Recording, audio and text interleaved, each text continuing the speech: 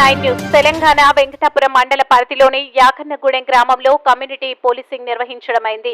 ఇందులో ప్రధాన మద్యం మరియు గంజాయి సేవించడం వలన కలిగే అనర్థాలను గ్రామస్తులకు వివరించడమైంది. గ్రామస్తులందరూ కూడా ఏకగ్రీవంగా వారి గ్రామంలో పూర్తిగా మద్యపానంను నిషేధించుటకు పోలీసు వారి సమక్షంలో ఏకగ్రీవ తీర్మానం చేయడం జరిగింది. ఇక నుంచి వారి గ్రామంలో గుడుంబ మరియు మద్యపానం అమ్మబోమని గ్రామస్తులందరూ ఏకగ్రీవ తీర్మానం చేయడమైంది. బడి వయసు కలిగిన వారి పిల్లలందరినీ తప్పనిసరిగా పాఠశాలలో చేర్పించాలని కోరడమైంది.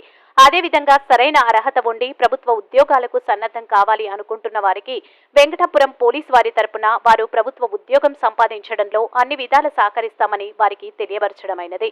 గ్రామంలో యువత చెడు వ్యసనాలకు అనగా గంజాయి, కోడిపందాలు, పేకాట వంటి వాటిని బానిసగా కాకుండా చదువుపైన దృష్టి సారించి జీవితంలో ఉన్నతంగా ఎదగాలని గ్రామస్తులకు తెలియజేయడమైంది. మీకేమైనా సమస్యలు వచ్చినప్పుడు మధ్యవర్తులను ఆశ్రయించకుండా నేరుగా పోలీస్ స్టేషన్ను ఆశ్రయించవలసిందిగా కోరడమైంది. అదేవిధంగా మీ గ్రామంలోనికి ఎవరైనా గుర్తు తెలియని వ్యక్తులు వచ్చినట్లయితే వెంటనే పోలీసు వారికి తెలియపరచవలసిందిగా గ్రామస్తులను కోరడమైంది.